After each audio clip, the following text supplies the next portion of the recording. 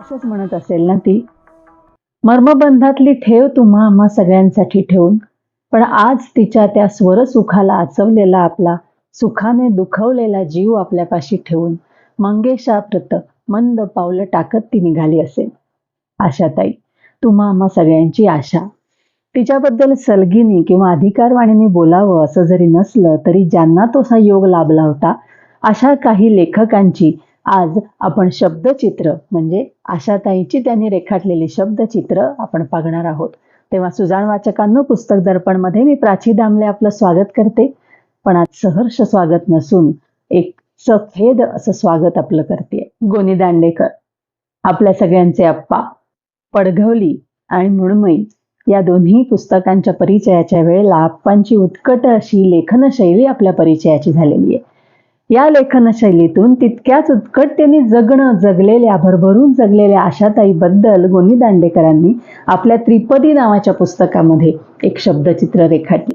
आपण हे पुस्तक अजून आपल्या पुस्तक दर्पणमध्ये घेतलं नसलं तरी त्या शब्दचित्रातला काही अंश, अप्पांचे काही शब्द, त्यातून आपल्या समोर एक साकार होणारं आशाताईचं चित्र मांडण्याचा हा प्रयत्न. मंगेशकर कुटुंबियांकडे अप्पांचं लेखक या भूमिकेतून जाणं येणं होतं. कौटुंबिक असे संबंधही पुढे जडले होते. आशाताईंनी खास फोन करून अप्पांचं लेखन आपल्याला आवडल्याचं आवर्जून त्यांना कळवलेलं होतं. तेव्हा अप्पा आशाबद्दल काय निरीक्षण नोंदवतात ते म्हणतात, आशाचा स्वर हा क्रीत दासासारखा तिच्या समोर लवत असतो आणि ती एखाद्या अनभिषिक्त सम्राज्ञीसारखी त्याच्यावरती स्वामित्व गाजवत असते. तो स्वर झपाटणारा आहे, काहीसा अद्भुताकडे नेणारा आहे. आशाताईंनी रांधलेलं अन्नब्रह्म असू देत, नाहीतर त्यांच्या गळ्यातून उमटलेलं स्वरब्रह्म असू देत, या दोन्हीचा आस्वाद लाभलेले अप्पा ते म्हणतात ती ज्वालामुखी सारखी आहे. म्हणजे वर पाहता हिरवळ पसरलेली आहे, पण आतून असह्य अशी आग धुमसते. आशाताईंच्या पुस्तक वेडाची अप्पांना कल्पना आहे, त्याचं कौतुक आहे. अनेक उत्तम अशा ग्रंथांचा संग्रह आशाताईंनी केलेला त्यांनी पाहिलेला आहे.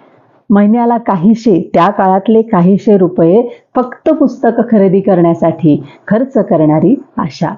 आणि त्यातली बहुतेक पुस्तकं तिने वाचलेली देखील आहेत असं निरीक्षण अप्पा नोंदवतात. कधी वेळ काढत असतील हे सगळं वाचण्यासाठी, हा प्रश्न जसा अप्पांना पडला तसाच तो मलाही पडला हे वाचल्यानंतर. कदाचित अशा बहुआयामी वाचनामुळे, वाचनवेडामुळे, पुस्तकांच्या सहवासामुळे त्यांच्या व्यक्तिमत्वातल्या प्रगल्भतेमध्ये भर पडली असेल ना.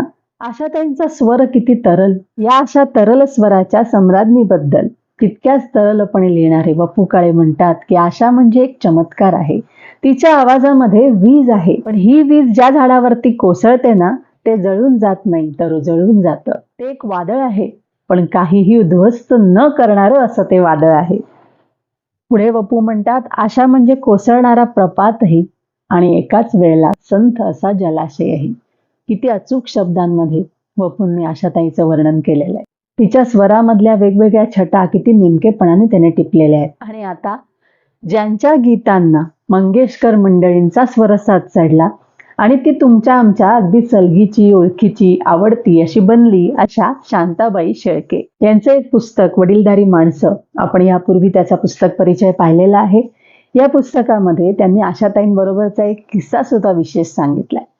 या पुस्तकामध्ये जे आशाताईंचं शब्दचित्र रेखाटलंय ते अगदी तपशीलवार रेखाटलेलं आहे, कारण शांताबाईंचा मंगेशकर कुटुंबियांशी घरोबा होता.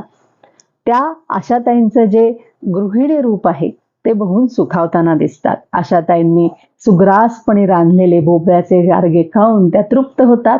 आशाताईंची एक गृहिणी म्हणून लगबग, त्यांचं ते घरामध्ये वावरणं, हे सगळं शांताबाईंना फार आवडून जातं.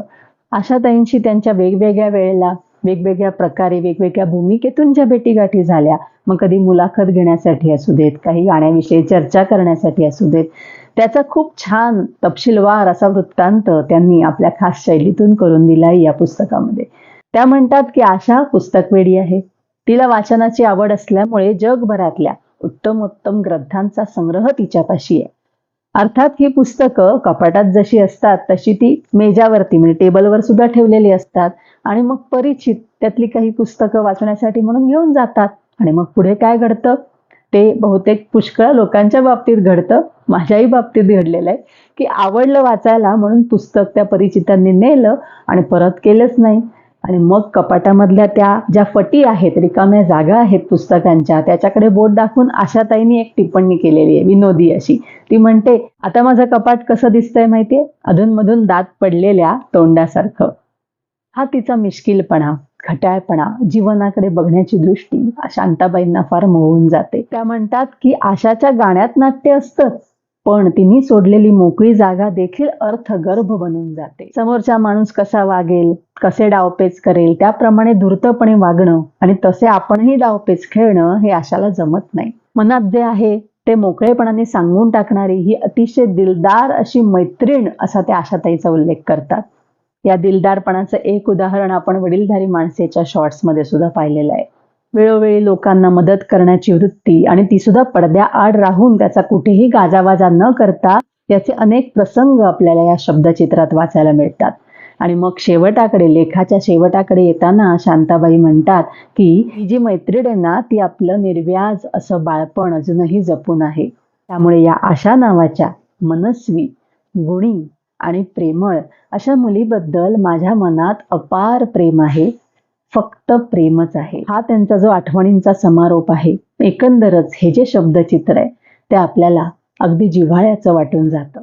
जाता जाता आयुष्याच्या वेगवेगळ्या प्रसंगांमध्ये, वेगवेगळ्या टप्प्यांमध्ये, आपल्या मनाच्या वेगवेगळ्या अवस्थांमध्ये आपल्याला आपल्या सुरांची संगत करून देणारी ही आशा, पोळलेल्या आर्त मनांवरती स्वरांची शिंपण करणारी आशा आज स्वप्नामधल्या गावाला निघालेली आहे, दूर जाणाऱ्या वाटेने निघालेली आहे.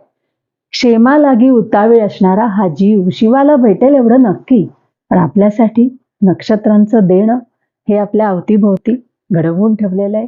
तेव्हा अशा वाचनवेड्या, बहुआयामी व्यक्तिमत्वाच्या स्वराशेला, जिच्या स्वरावरून जीव ओवाळून टाकावा असं वाटणाऱ्या बहुसंख्य लोकांतर्फे आणि पुस्तक दर्पणतर्फे ही विनम्र आदरांजली.